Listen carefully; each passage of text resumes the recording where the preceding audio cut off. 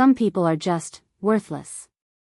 That's what Claudia Whitmore said during her December 12, 2023 toast at the Watergate Hotel Company Gala at exactly 9:12 p.m., standing under crystal chandeliers worth more than my annual salary with her $50,000 diamond bracelet catching the light while 78 people, including 5 vice presidents, the CFO, half the board, and the head of product, watched her make direct eye contact with me while delivering that line like she was reading from a script she'd practiced in front of a mirror.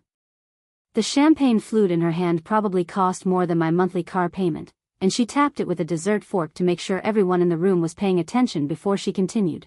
Some departments keep the trains running. Necessary, I suppose, but not valuable. Not the people who actually build things. She smiled the kind of smile that makes you understand exactly where you stand in someone's hierarchy, and I remember thinking that she had no idea she'd just created a timestamp that would eventually cost her husband his job and her company $50 million in suspended federal contracts.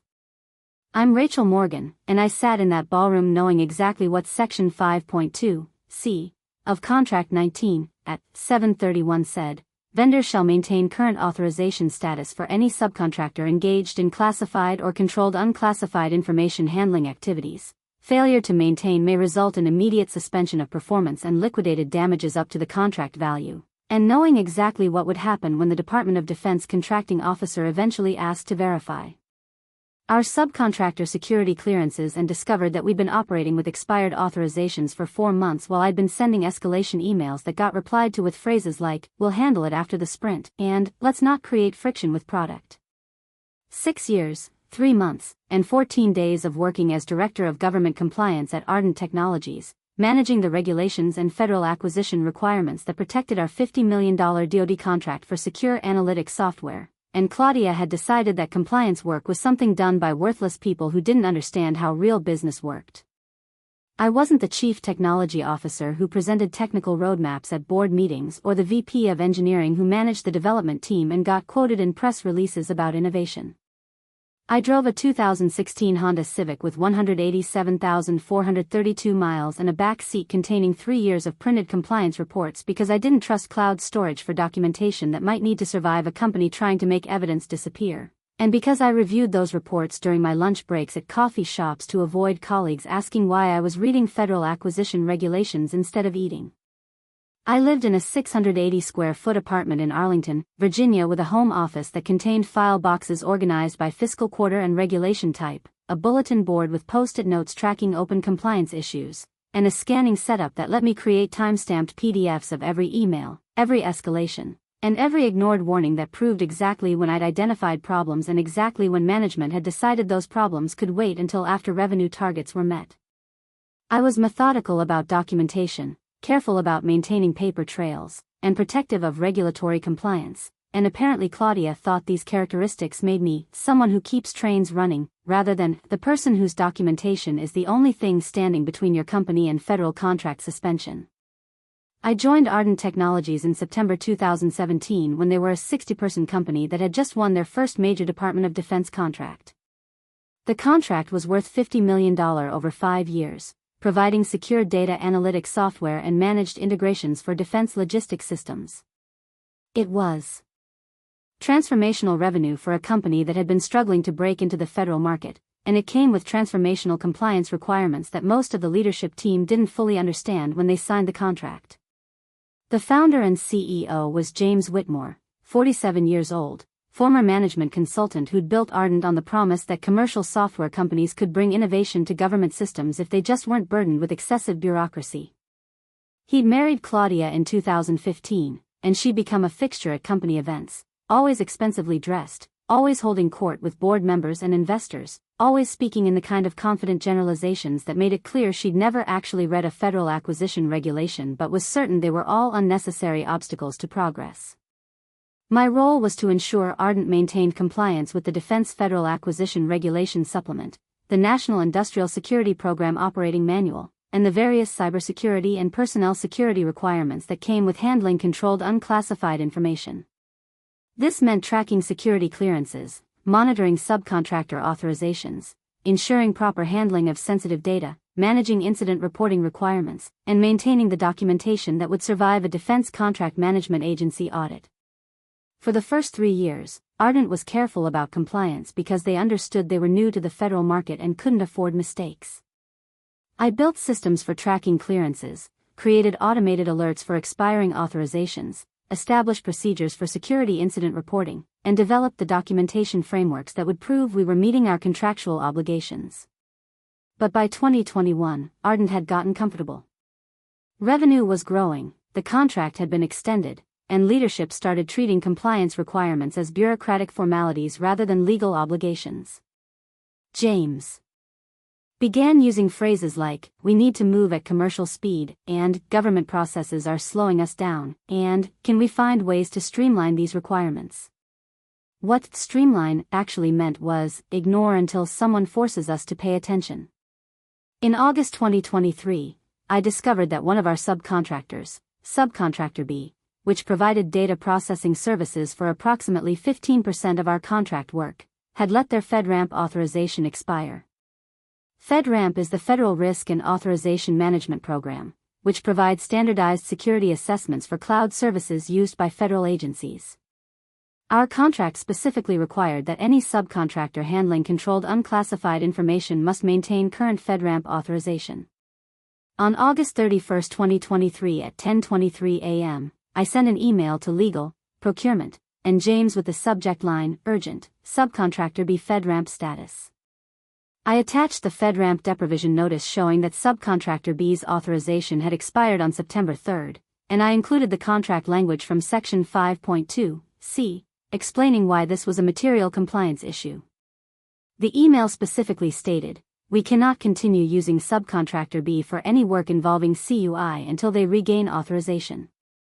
Contract requires current status for all subcontractors. Please confirm transition plan." The procurement director responded at 2:18 p.m., "AC, we're on it." No transition plan materialized. No change tickets were created. Subcontractor B continued working on the contract, processing controlled unclassified information without current FedRAMP authorization, because James had decided that finding and onboarding a replacement subcontractor would take too long and might delay deliverables. In October 2023, I discovered that one of our employees, Sam, a mid-level engineer, had been assigned to work on classified portions of the contract despite the fact that his security clearance reinvestigation was overdue by 46 days. Security clearances require periodic reinvestigation, and when a reinvestigation is overdue, the employee's clearance status becomes questionable. Assigning someone with questionable clearance status to classified work is a violation of the National Industrial Security Program requirements. On October 9, 2023 at 8:07 a.m., I sent a memo to HR and the program manager with the subject line, "Clearance status, SAM assignment non-compliant." I attached a screenshot from the Defense Information Security System portal showing Sam's overdue reinvestigation status, and I wrote, "SAM cannot continue classified assignments until reinvestigation is complete and adjudicated. NISPM requires current investigation status. Please reassign immediately and notify security." The program manager replied via Slack, "Can we keep Sam on until the sprint finishes? HR says clearance is in process." In process doesn't mean currently authorized. I responded, "The process does not satisfy NISPM requirements. Overdue reinvestigation means questionable status. Contract Clause 25220470012 requires current clearances. This is not discretionary." Sam continued working on classified assignments because the program manager decided that missing a sprint deadline was worse than violating security requirements. In November 2023, our security team flagged a recurring vulnerability in Component 19 of our analytics platform. The vulnerability had been identified during routine security testing, and engineering had estimated remediation would take 3 weeks. But product pushed back, saying that fixing the vulnerability would delay the next release and that the vulnerability was low risk because it required specific access conditions to exploit. On November 5, 2023, I filed a formal incident report, SEC IR 2023-19, documenting the vulnerability, the remediation timeline, and the fact that the release schedule was taking priority over security patches. On November 12, I forwarded the report to the Chief Risk Officer with the subject line, SEC, IR, 2023-19. Need resolution plan, and wrote, contract requires timely remediation of identified vulnerabilities. The 3-week fix has been delayed twice for release priorities. Please confirm the remediation timeline and interim risk mitigation. The Chief Risk Officer's calendar assistant replied, let's sync next week. The vulnerability remained unpatched because James had told product that revenue mattered more than compliance, and product had interpreted that as permission to defer anything that interfered with the roadmap. By December 2023, I had documented 12 separate compliance violations across subcontractor authorizations, personnel clearances, and security remediation. I had sent escalation emails. I had filed incident reports. I had scheduled meetings that got rescheduled or canceled. I had created detailed memos explaining the contractual obligations and the specific risks of noncompliance. Every single escalation had been acknowledged and then ignored, because leadership operated under the assumption that compliance problems only mattered if someone from the government actually noticed them, and that the chances of anyone noticing were low enough to justify the risk of continuing operations without fixing the problems. On December 12, 2023, Ardent held its annual holiday gala at the Watergate Hotel.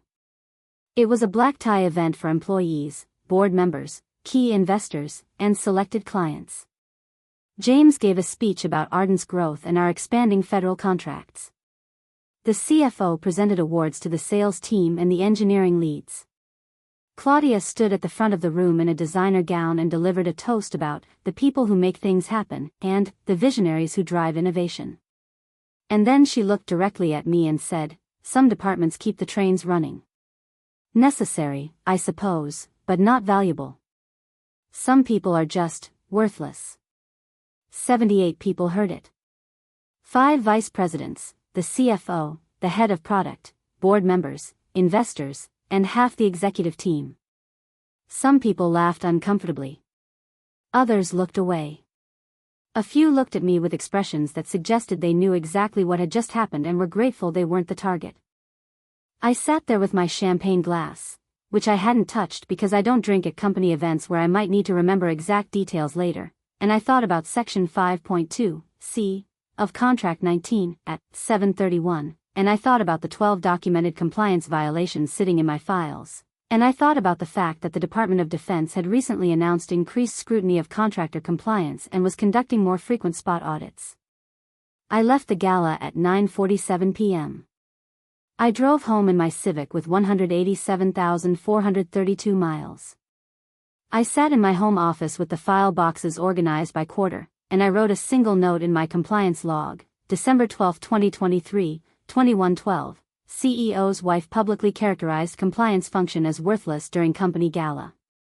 Witnesses, 78. The personal threshold for tolerating deferred compliance issues has been exceeded. Will respond to any official inquiries with complete documentation and honest assessment of current status. I didn't sabotage anything. I didn't anonymously tip anyone off. I didn't make vengeful phone calls or send anonymous letters. I simply decided that the next time someone from the Department of Defense asked me about our compliance status, I would answer with complete honesty and provide complete documentation, rather than helping Ardent paint an optimistic picture that concealed material violations. Now about 52% of you think I'm about to call the DoD Inspector General and report Ardent for compliance violations as revenge for Claudia's insult, and you're completely wrong. Subscribe right now, because what actually happens is that the Department of Defense contracting officer sends a routine compliance verification request, the kind of automated quarterly review that every major defense contractor receives, and I respond exactly as the contract requires, with honest documentation of current status, complete records of identified issues, and transparent disclosure of all material compliance gaps. No revenge. No sabotage.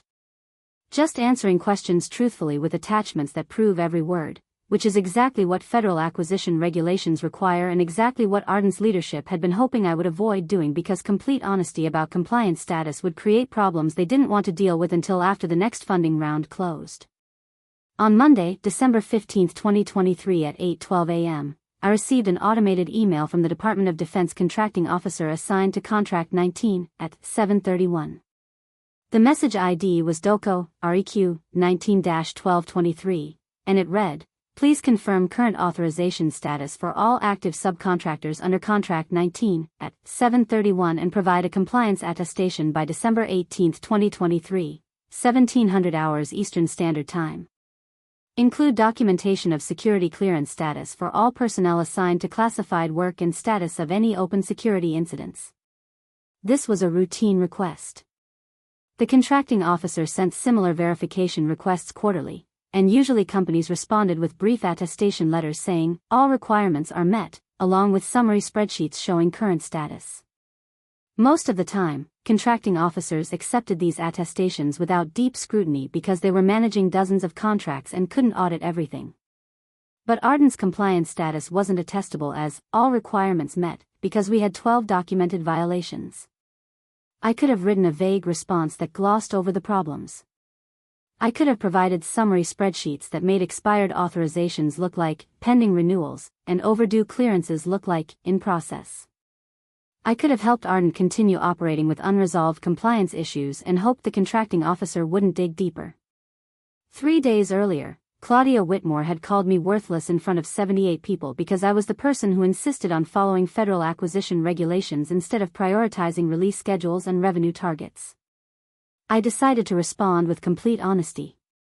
I spent December 15th preparing a compliance attestation package that documented actual status rather than optimistic projections.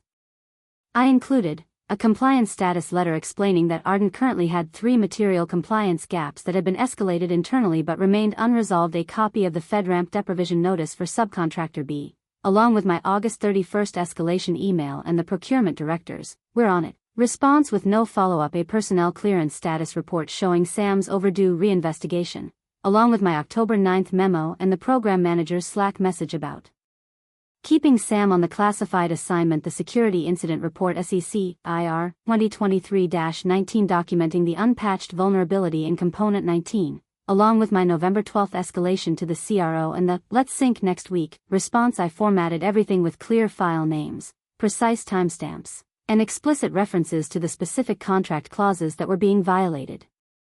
I didn't editorialize. I didn't express anger or frustration. I simply documented what was true. Ardent had compliance gaps, I had escalated them through proper channels, and they remained unresolved because leadership had prioritized other considerations. I sent the package to the contracting officer at 10:03 a.m. on December 15, 2023, with the subject line, "Ardent Response to DOCO, REQ, 19-1223, Compliance Attestation Package." I did not CC James. I did not CC the legal team. I did not give anyone at Ardent advance warning about what I was sending, because giving them advance warning would have created pressure to revise the package to be less honest, and federal acquisition regulations required honest disclosure regardless of what internal stakeholders preferred. The contracting officer responded at 2:47 p.m. "Thank you for the detailed response. We will schedule a compliance review for the week of December 18th. Please make relevant personnel available for interviews and provide access to documentation systems." 2 Defense Contract Management Agency auditors arrived at Ardent's offices on December 18, 2023. They spent 3 days reviewing our compliance systems, interviewing personnel, examining our subcontractor management processes, and comparing our internal documentation to the attestations we'd been providing in previous quarters. They were polite and professional. They asked specific questions about why subcontractor B was still working on the contract 4 months after their FedRAMP authorization expired. They asked why Sam had been assigned to classified work despite his overdue reinvestigation. They asked why Component 19 security vulnerability had been deferred twice despite being identified in security testing. They asked these questions because my compliance package had provided them with specific documentation that made it impossible to give vague answers about everything being in process or under review.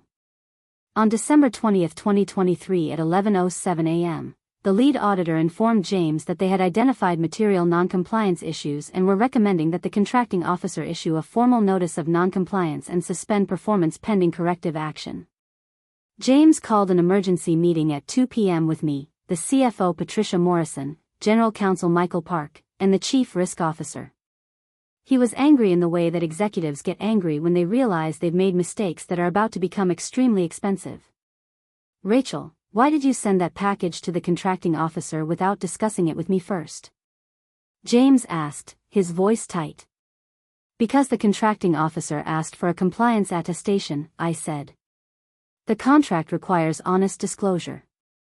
I provided documentation of the actual status. You could have summarized the issues less explicitly, Patricia said. You basically handed them a roadmap for finding problems. The problems already existed, I replied. I escalated them for 4 months. The August email about subcontractor B. The October memo about Sam's clearance. The November incident report about Component 19.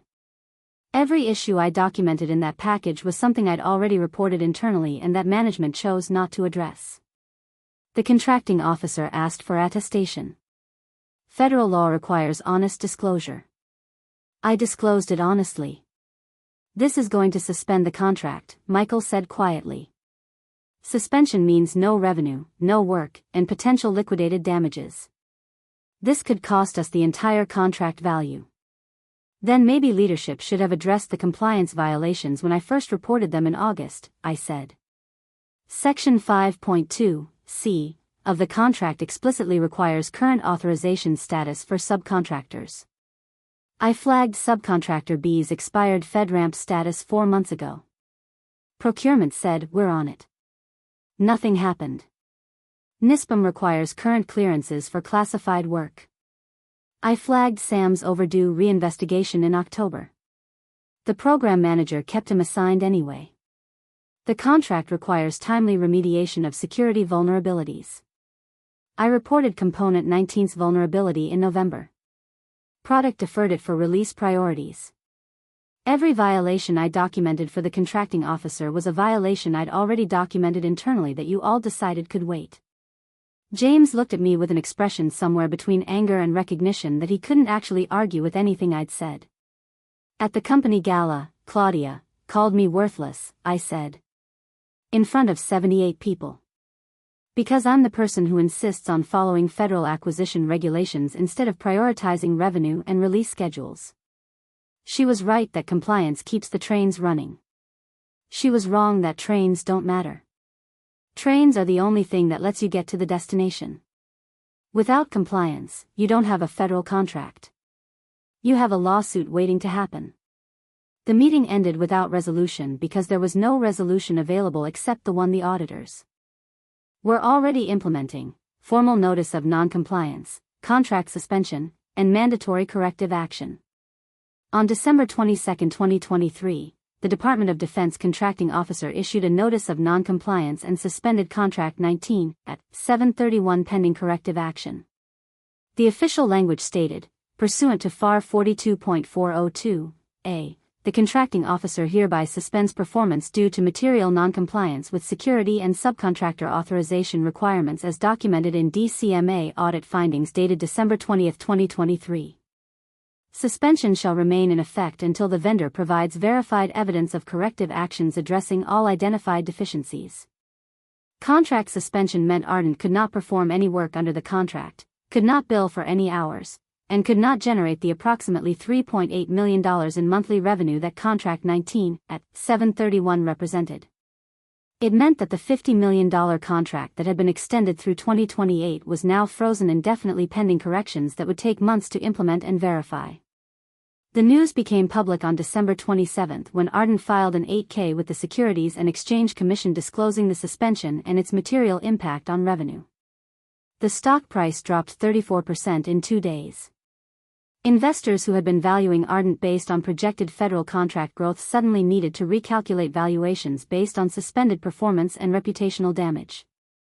The board convened an emergency meeting on December 29. I was asked to present a detailed timeline of the compliance violations, the escalations I had made, and the responses I had received from management. I brought printed copies of every email, every memo, every incident report, and every ignored escalation from August through December. I read specific excerpts aloud. August 31, 2023, 10:23 a.m., email to legal, procurement, and CEO, subject line urgent, subcontractor B FedRAMP status, attachment showing September 3 expiration date, explicit statement that we cannot continue using subcontractor B until reauthorization. Procurement response, AC. We're on it, no corrective. Action taken. October 9, 2023, 8:07 a.m. Memo to HR and Program Manager. Subject line, clearance status. SAM assignment non-compliant, attachment showing 46-day overdue reinvestigation. Explicit statement that assignment violates NISPM requirements. Program Manager response, can we keep SAM on until the sprint finishes? SAM continued on classified work for 2 additional months. November 12, 2023, escalation to Chief Risk Officer regarding unpatched vulnerability SEC, IR, 2023-19. Explicit request for remediation timeline. CRO calendar response, let's sync next week. Vulnerability remained unpatched until after contract suspension. James sat at the end of the conference table looking like someone who just realized that 12 ignored emails were about to cost him his job. One of the board members, a venture capitalist named David Shen who'd led Ardent Series B round, asked the question everyone was thinking. Why did you send that package to the contracting officer without giving leadership an opportunity to address these issues first? I gave leadership 4 months to address these issues, I said. August through December. 12 documented escalations. Every issue in that compliance package was something I'd already reported internally through proper channels. Management's response was to defer everything until after release schedules and revenue targets were met. The contracting officer's request for attestation wasn't optional, it's a contract requirement. Federal acquisition regulations require honest disclosure. I disclosed honestly. If leadership had wanted me to provide a different attestation, they should have addressed the violations when I first reported them. The day after the gala, you could have warned us that you were planning to send detailed documentation to the contracting officer, Patricia said carefully. The contracting officer's request came 3 days after the gala, I replied. But even if it had come the next day, my response would have been the same. When a federal contracting officer asks for compliance attestation, I provide accurate documentation. That's my job. That's what federal law requires. The timing of Claudia's comments at the gala didn't change my professional obligation to respond honestly to official government inquiries. David Shen looked at James. Did you know about these violations before Rachel escalated them? I knew Rachel had concerns, James said carefully. But I didn't realize. He received my August 31st email about subcontractor B, I said. He was CC'd on my October 9th memo about Sam's clearance. He was included in the November escalation about the security vulnerability. He knew about every violation because I documented every violation and sent it to him. What he didn't know was that I would eventually respond to an official government inquiry with complete honesty rather than helping the company minimize the issues. The board meeting lasted 4 hours. At the end, David Shen recommended that the board accept James's resignation effective immediately and appoint an interim CEO who could focus on remediation and regulatory relationships. The vote was unanimous. James Whitmore resigned as CEO of Ardent Technologies on January 4, 2024.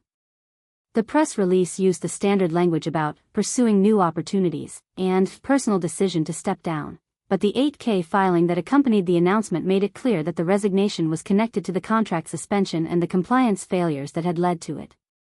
Claudia's social calendar evaporated.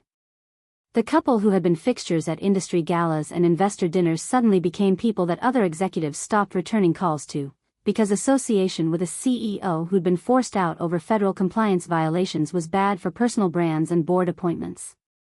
I was asked to lead the remediation effort. The board wanted someone who understood federal acquisition regulations, who had credibility with the Defense Contract Management Agency, and who could rebuild the compliance systems that James had allowed to deteriorate. I spent 3 months implementing corrective actions. We terminated the relationship with subcontractor B and onboarded a replacement with current FedRAMP authorization. We suspended Sam from classified work until his reinvestigation was completed and adjudicated. We patched the Component 19 vulnerability and brought in an independent security firm to verify remediation. We built automated systems that tracked clearance expirations and subcontractor authorization status and sent escalations that couldn't be dismissed or deferred. The Defense Contract Management Agency conducted follow-up audits in March and April 2024. They verified our corrective actions and recommended that the contracting officer lift the suspension.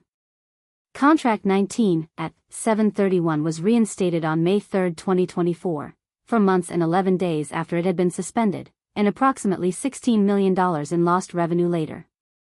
The board offered me the position of Chief Compliance Officer with expanded authority over procurement, security, and regulatory affairs. The compensation was $241,000 annually, a 42% increase from my previous salary, and the position included a seat in executive meetings where product roadmaps and release schedules were determined, which meant I could block decisions that created compliance risks before they became violations.